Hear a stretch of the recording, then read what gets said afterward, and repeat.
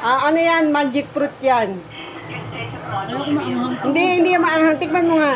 May buto yan, ha? Dali na, tikman mo, Nay. Dalawa naman agad.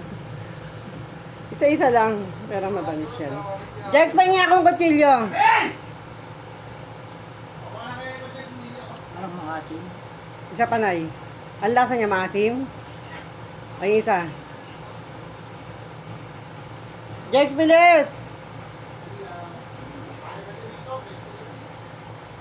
Koy, kuha mo nga ang kutsilyo, Koy. Nakain mo na.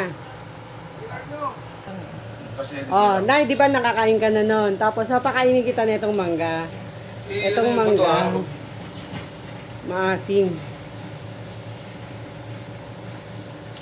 Kuhaan na kita. Ay, pangkalabaw mo. Akin na.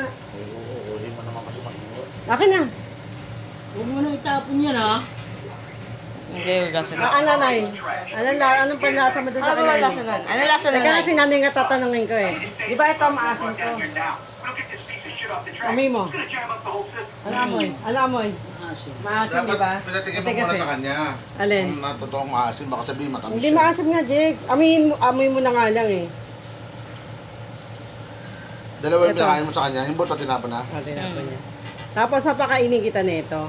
Di ba maasim? Amoy pa lang maasim niya. Kainin mo tanay. Nay, kainin mo tanay. Tikpan mo yan. Matamis hindi. Tamis. Matamis, di ba? Ha? Di ba matamis? Pero di ba? Oh, di ayaw maniwala. Wait lang. Sa panay, tikman mo pa yan. Ako nga, ma. Teka lang, tikman mo pa yan, Nay. Nay, tikman mo pa yan. Lalong tatamis siya, Nay. Matamis, Day. Matamis. Oo, tama? Matamis. Ang yan, ha?